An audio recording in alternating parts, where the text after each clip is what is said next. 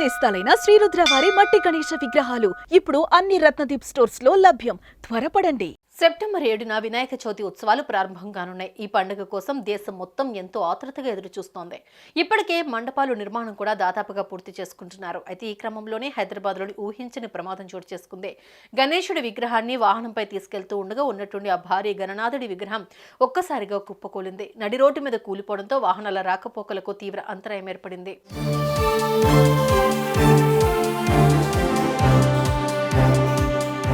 ఇక విషయానికి వస్తే మేడ్చల్కు చెందిన కొందరు వ్యక్తులు గణేశుడి విగ్రహాన్ని కొనుగోలు చేసేందుకు బుధవారం తెల్లవారుజామున ధూల్పేట్కు వెళ్లారు. అక్కడ భారీ విగ్రహాన్ని కొనుగోలు చేసి వాహనంలో మేడ్చల్కు తీసుకెళ్తున్నారు. కాగా ఈ వాహనం ట్యాంక్ బండ్ వద్దకు రాగానే అదుపు తప్పి వాహనం నుంచి ఆ భారీ గణేశుడి విగ్రహం అందరూ చూస్తుండగానే కుప్పకూలింది. నడి రోడ్డు మీద కూలిపోవడంతో ట్రాఫిక్ జామ్ అయి రాకపోకలకు తీవ్ర అంతరాయం ఏర్పడింది. దీంతో వెంటనే అప్రమత్తమైన పోలీసులు ట్రాఫిక్ ను క్లియర్ చేశారు.